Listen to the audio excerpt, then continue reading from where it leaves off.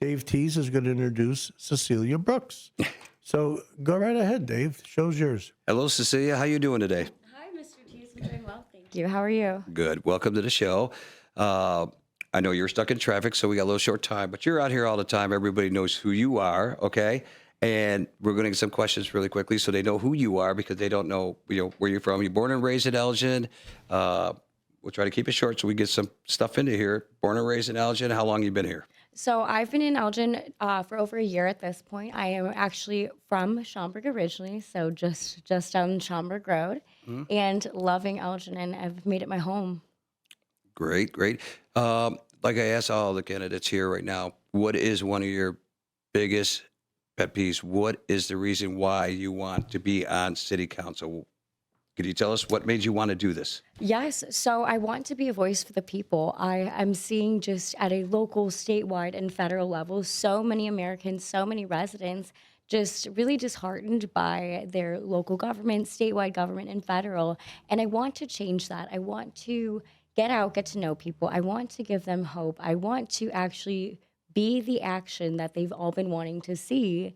And I want to really commit to caring for the people and giving them a voice that they may not have had beforehand. Good answer. What do you see that you would like to see if you got on city council? What would be something that you would like to see change, something you'd like to really focus on and make a difference here at Elgin? I'd really love to see how we maneuver our mental health crisis change. I'm actually working with the homeless, volunteering with the homeless, which is what I just came from doing, and dropping food off at the Lexington Inn, and really just trying to listen to these residents. And I'm seeing that homelessness is a very widely spoken about issue, but what we're not discussing is the root of the problem. And a lot of these people need help deeper than just homelessness. They're struggling and facing mental health challenges and substance abuse issues or addiction, and that's a disease. And we really need to find community ways that are fiscally responsible, yet also compassionate to create a real lasting impact for all of our residents. Now, something Maggie Byer said earlier, which kind of like shocked us, right, Dean? It sure was. That she said she is going to only do one term, 4-year term. And she feels like she could do a lot in that whole entire 4-year term. Would you do that, or would you do a 2-term if you want? Yeah. So I guess I would say too soon to tell. If I can get a lot done and actually make good on these promises, because that's the plan, make good on the promises that I have spoken to these people about, that I've actually talked and cared about them. So if I can get everything done that I promised that I would get done for them, absolutely one term. I'm a huge proponent of term limits, which I believe should be a bipartisan issue and should be more widely supported.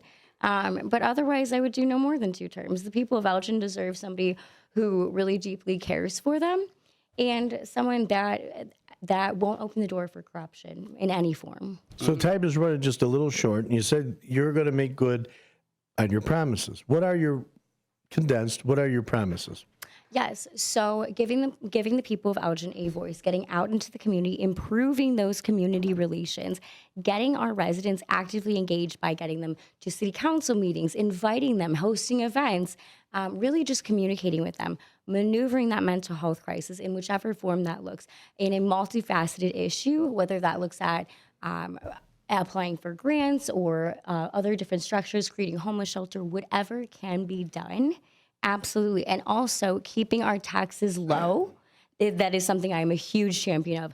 Helping our small businesses here in downtown Elgin thrive, supporting our local businesses so they don't necessarily feel that the city is working against them or just indifferent, that we're working with them and for them so that we can have these families and businesses thrive, want to stay in Elgin and grow and have families for generations.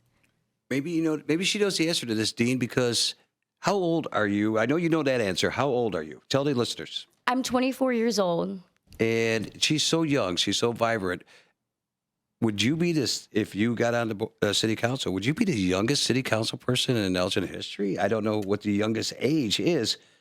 Do you know? Actually, yes. So there has never been a city council person in the history of the city that has ever been 24 years old. Oh, great. I believe the youngest was 34. But age is a number. Age is just a number, right? Yeah. And my love for the people, I think, I think that speaks louder than everything else. This is a fine example Yeah. of young people getting involved in their communities and getting involved in politics, because I know Kane County, they have kids come in and watch and sit with the county board members and get a feel of it. They usually do it around St. Patrick's Day, you know. They sit with them for a while and they're getting a taste of, nobody wants to grow up and become a county board member or a city council person. They all want to be president, doctor, or lawyer. But this is a way that you're getting involved, and young people should get involved and maybe do some time and volunteer to come in to watch city council meetings. Well, and you're talking about communication, and I also know, at least I read on one of your flyers, that you're grassroots, right? I am. That's how I operate on a day-to-day basis. Everything from running my campaign to even how I interact with people, even when I'm not running a campaign.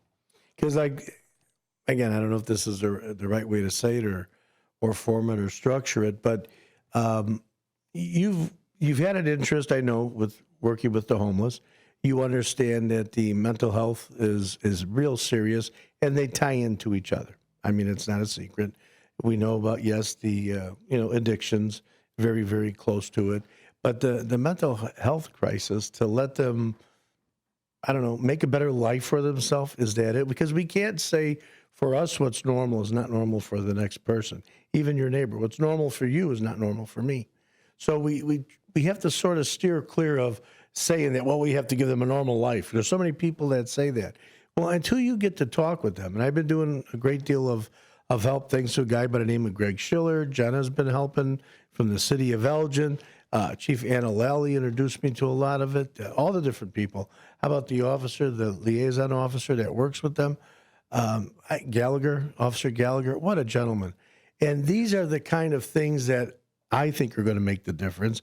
And it's like, I'm running for office. I'm not.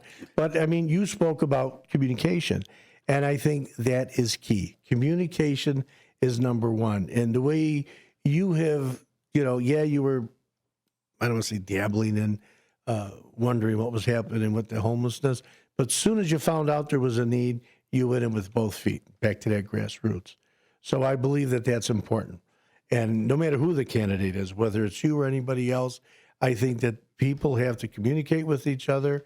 The good thing is, what I've seen with all the candidates that have come through, and Dave and I were talking about it before you arrived, this is a tough election, nonpartisan, which is great, but it's a tough election because you have a lot of good people. Your incumbents are wonderful people. I mean, you really can't throw no stones at anybody. You have a platform of what you would like to see done. The fact that you're younger, I think, speaks volumes. And I think it's a good platform. I think you have a nice one. Maggie's got an awesome plan. I've never heard anybody say, I'm going to do 4 years and that's it. And I'm telling you, I know she would do just 4 if elected. Mark Smith has some great ideas talking about the diversity. And here you are with the same message. You all seem to have a similar message, but it's the executing of these messages. What would you do immediately to execute on, pick any item you want to pick on? What would be your execution strategy, if that's the word? My first order of business, I definitely would say, is going to be actually going out with handwritten invitations or informational flyers, and actually inviting every single person that I can possibly invite to the first city council meeting that I would be a part of. That's my first order of business. And then when they do come, and also sending a friendly reminder, hey, this is coming up. I'd love to see you there. Thank you for trusting me. Thank you for electing me. And I appreciate it, and I'm looking forward to serving. And letting them know that their voice counts. Exactly. And then when they do come to the city council meeting, getting down out of the chambers and actually saying hi, shaking hands with people, and talking to them, asking them how they're doing, how their families, how their pets are doing. Nice. The city council does have a certain structure, as you know. They've got time limits on, people to have their comments, and they have to, because you know how many people could tie up a meeting? Yeah. I mean, you'll be there till midnight. And voices count, and they will hear your voice, and they'll hear your voice. What's good about the city of Elgin, and if you should be so fortunate to be elected, and the best of luck to you. Thank you. But they do offer opportunity for people to always ask a question. And you're one of those candidates. You're telling me then that would be open to questions anytime? Please, yes. And actually, what I've been doing is anytime I get a phone call or a text, I give everybody my contact information. How would someone reach you right now? Say they want to say, you know what, we only got a snapshot of you. You've been on here a few times, so that's why we're able to rush through this a little bit, and we're trying to condense it. Someone wants to reach you right now. How do they do it? And you only got a few moments here. Shoot me a text or give me a call at 815-893-9326. 815-893-9326, or email me at cecilia@believeinbrooks.com, or find me on Facebook and PM me, and I'd love to sit down and have lunch, coffee, whatever it may be, and chat with you. Cecilia, thank you very much for being a guest here today. David, great job. Thank you. You always do a good job over Thank here. you. And I'd like to thank also Maggie Beyer for being on here. And we also had Mark Smith, and we had a couple different callers. Mr. Anderson called in, another caller. Thank you, everybody. That concludes today's show of a political talk show. Dennis Sonar Green will be here tomorrow, his regular scheduled time. I was gracious, blessed, I guess, to be able to be here. I never do these political shows. So thank you very much, and we will see you again.